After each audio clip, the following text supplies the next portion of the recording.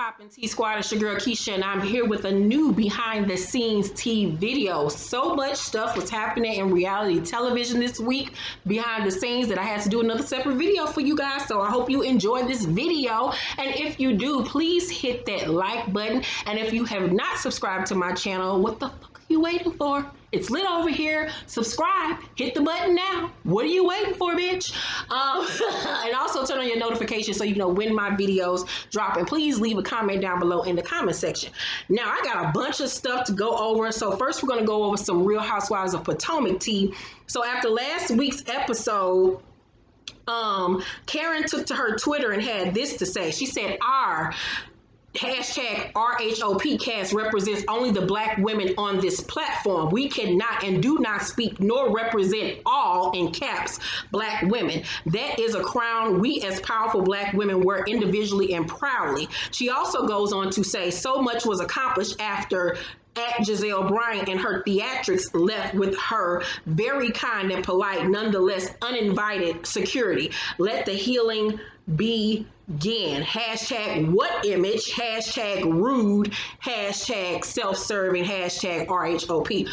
Like I said, Karen to me has been the breakout star of this season. She has got most valuable player for me. Her reads have been legendary. Her confessionals have been everything. She has been reading Giselle for filth, and we all know Giselle deserves every last read that she can get because she is a walking contradiction. Also, Wendy Osefo took to her Twitter and said, how do you go to the bathroom, miss the whole fight, then come back and blindly pick a side? She was referring to Ashley. Ashley then responded with, Wendy, I didn't blindly pick a side. I used my prior experience to try to make sense of a situation. Y'all know I have not been feeling Wendy as at all. She's doing team too much. She's trying to be a part of the Green Eye Bandit clique. She's doing too much. I don't like the fact that she keeps on bringing up the black woman narrative that makes absolutely no sense regarding this situation. I'm just not feeling her elitist attitude. I just don't like her, period. And then Candace took to her Instagram and said, I maintain that I did nothing to deserve being physically attacked. That's a separate conversation than the one regarding whether or not I did anything to contribute to the altercation. The question Dr. Ken Counseling asked me during our session is, do you think you did anything to contribute to the physical part? Again, the answer is no. Yes, you did, bitch. The fuck? When we want to have a conversation about accountability and engaging in continuous arguments, you'll see more of that later this season, but I absolutely contributed my verbal gymnastics to this incident. And if every time someone says something that the other person doesn't like, we want to justify it with physical violence, we have a problem. But let's double and triple down some more on what in parentheses, deserve. Once again, girl, you was putting your hands in her face. She was putting her hands in your face. Y'all, you grabbed her. She grabbed you. You participated. You even pulled up a goddamn butter knife, but you don't think that you did anything to contribute to the altercation outside of your verbal attacks. Stop it, Candace, with the foolishness. And then we see later on this season that you're going to get into another altercation with Ashley and Michael. So you can't blame this on Monique. The problem is you, ma'am, in that mouth. So then the Jasmine brand said former friends turned foes Monique Samuels and Candace Dillard of Real Housewives of Potomac have been on a roller coaster in terms of their relationship, with the physical fight playing out on television for the world to see. But according to Monique Samuels, some of her co-stars have attempted to be strategic in getting her fired from the show following the altercation. She said they met off camera and had a little meeting, and I think that it was very strategic what they decided to do. They looked at this as an opportunity to possibly get me off the show. They thought they had that type of power to get me fired. So that was very strategic. I mean, I 100% believe this. We all know Giselle has been itching to get her off the show. She's been jealous of Monique since her first season. Robin is her literally the Robin to her Batman, goddamn it. She followed in behind Giselle and does whatever Giselle tell her to do. You know, they scissor sisters.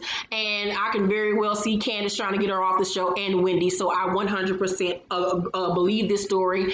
And I don't think that Monique is going anywhere. Plenty of other housewives have altercations and have not been fired, and I don't think that she will be going anywhere. So in Nene news, she posted this week that she is opening up her own lounge called the Lanithia. It's the she posted the Lanithia Lounge open soon. Keep your eye on me. And here is the lounge building. All right, Lanithia, child. My ATL folks, my ATL T Squad members, are y'all gonna go to the Lanithia and get y'all drink on, child, with Greg? It look like they gonna be playing some good old blues up in there. Sitting on the side of the bay. They look like they're going to be playing some Al Green, some Mavis Staples up in there, goddamn it, some Supremes. It don't look like it's going to be no Drake or no Jeezy or no Migos up in Lanithia's. Lanithia's look like you going to smoke a cigar, bitch, play some pool, play some dominoes, bitch, listen to a good jazz band. Okay, Lanithia's, it look like it's going to be for the 50 and older crowd. So y'all let me know how Lanithia's is hitting when it come out. Also, in Real Housewives of New York news, they have officially hired their first African-American housewife. Her name is Ebony K Williams. This is her and Leah actually filmed together this week. As you can see, she is beautiful. If you recognize her face, Ebony is a former trial attorney. She's very, very smart. She's actually one of the hosts on State of the Culture with Joe Budden, Remy Ma, and the other dude. But she's very smart, very articulate. She's beautiful. She's a former beauty queen. She has brains. I just want to know if she gonna fit in with these drunk white bitches, because you know, if anybody watches the Real Housewives of New York, you know them bitches turn up. Them some old hoes. Them some old thoughts. They like to fuck, drink, and fall out in restaurants and and run around and flirt with men. What I've seen of Ebony, which has been very little, but what I have seen of her on State of the Culture, she's very put together. I don't see her letting loose and running wild like Ramona and Sonia and Leah and Luann. I just want to see how this is going to work. I can see her and Ramona butting heads for sure. You know, Ramona is a Republican. She voted for Trump. You know, Ramona always got something slick to say. She's very politically incorrect. I don't know how that dynamic is going to work at all. Leah has been very vocal about, you know, getting more representation of different ethnicities on the show. Leah, this past season, was a breakout star. I love the fact that they're bringing the younger girls into the mix, because, you know, these OG housewives are in their 50s and 60s. So I've been saying last year that they needed to bring some fresh meat, some 30-year-olds, and we're getting that with the New York squad, with ATL. So I'm very happy about this. I can't wait to see how this is going to go next year. I will most definitely be doing reviews on New York, and I'm thinking about doing reviews on OC. Let me know down below in the comment section, would you like for me to do reviews on Real Housewives of Orange County? I watch all of the franchises, so I don't know if all of you do, but I most definitely do, and I would love to do reviews on it, so let me know if you want me to. All right, so in Real Housewives of Atlanta news, you know, the tea was going around that at Cynthia Bailey's bachelorette party, that two of her castmates got a little wild with the stripper that was there to entertain the ladies. It was said that two of the castmates went off into a room with the stripper. There was some girl-on-girl action, and that they fucked said stripper, and then Mike caught the moaning and groaning. Well, Kenya took to her Instagram and said, "Stop playing. I wasn't the one riding the bull. Hashtag it wasn't me." Then off rip, when me and Sheridan talked about it, I said it's either Shamia or Tanya. I was like, Shamia is a hoe and Tanya is a quiet hoe. But Marlo then took to her Instagram, listening to "It Wasn't Me" by Shaggy, and she was saying it wasn't her. So then Latoya Forever from YouTube posted this boomerang saying it wasn't me. So I was like, I knew it was either Shamia or Tanya. So then, T came out that it was supposed to be Portia and Tanya that had said threesome. So the Peach Report Daily on Instagram posted, just received confirmation that this incident will play out much like the incident involving Denise and Brandy on Real Housewives of Beverly Hills last season. This is due to how late in the season it happens and how scandalous it is, but they'll film into November, so there's more to come. So we still got a whole October of more goodness to come with them filming. So I can't wait to see how this season is going to wrap up and everything that's going to happen. Also, the Peach Report Daily said that the network doesn't want to go down the road again after all of what happened in season 9. The person in question has made mention of taking legal action if it's made a storyline on season 13. Said person is Tanya. So somebody on Twitter said, no, was it? I think, yeah, this is on Twitter, said, at Tanya Sams, you better sue the hell out of Bravo. And if you walk away next season, I stand with you. And she liked the post. So then Tanya came out with a post also addressing the situation and saying that nothing happened and that this is all a rumor. The stripper, Bolo, also took to his Instagram to say that nothing happened, that it was all a rumor. Now, if you don't know who Bolo is, if you remember Vivica Fox reality show that she had like maybe 2-3 years ago on Lifetime, where she was putting together the male exotic show review or whatever, and Bolo was one of the strippers, and he looked cute, little something or other, and he got a long schlong. This is Bolo, body on fleek. Oh yes, and he know how to work it, child. I can see why them bitches got hot and moist and wanted to ride that chocolate dick. So Portia and Shamia and Drew Sidora were out for drinks, and this is what they had to say about the incident. They were playing it up. So peep this. Hold up.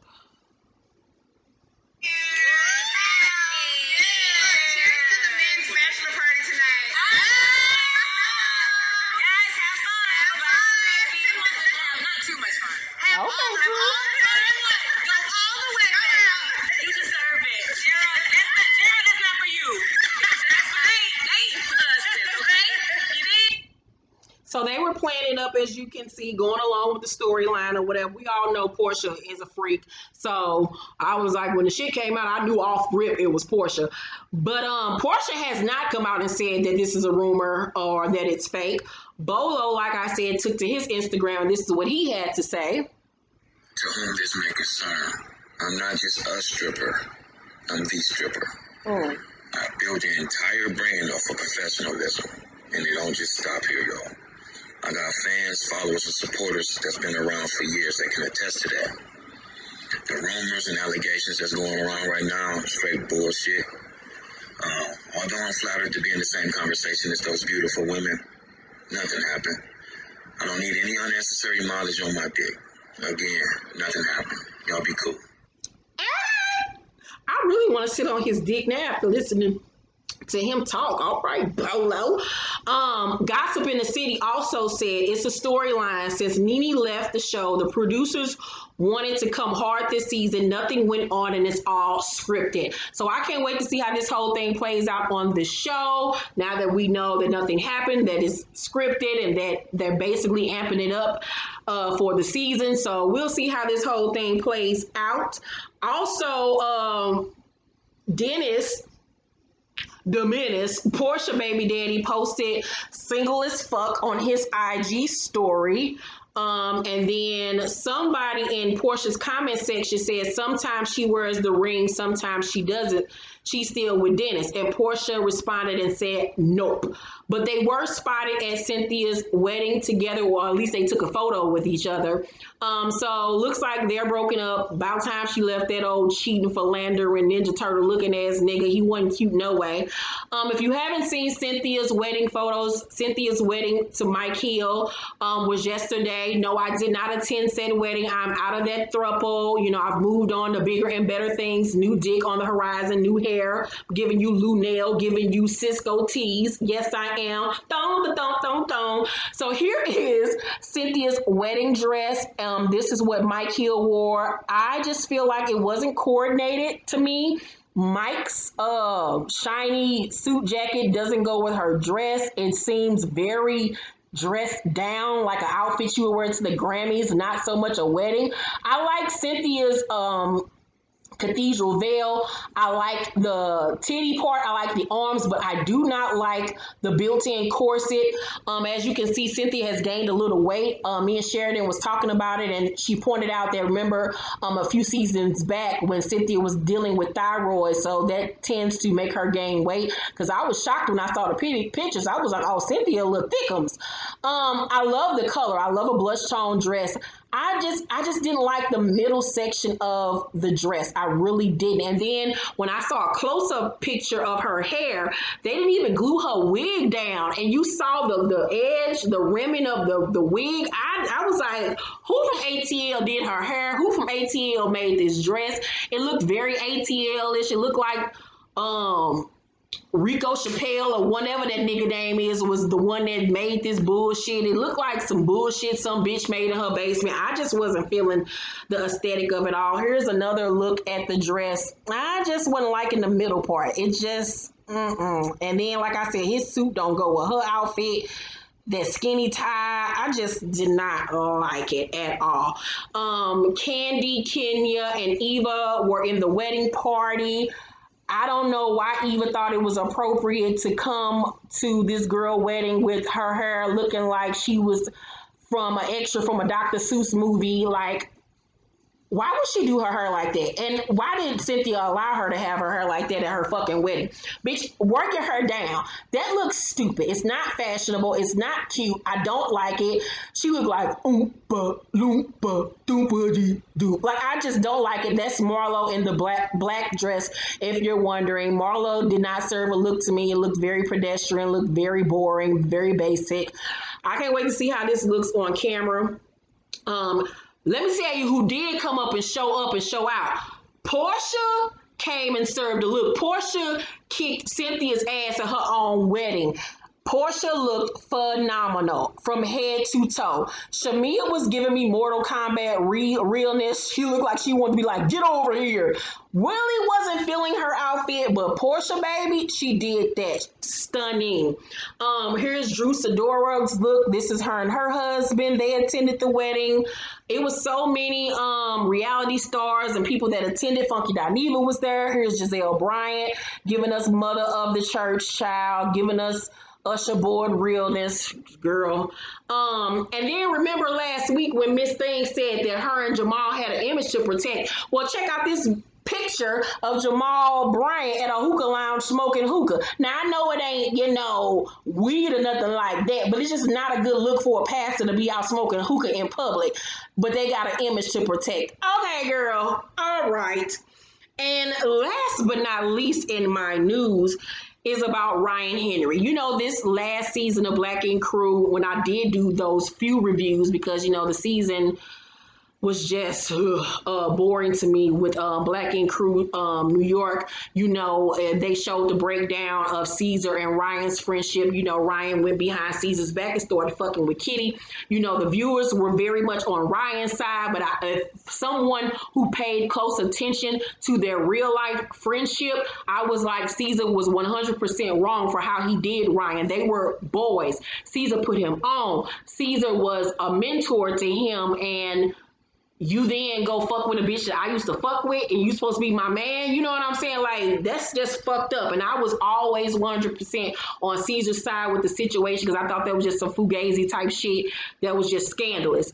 And once again, Ryan has been on some snake behavior.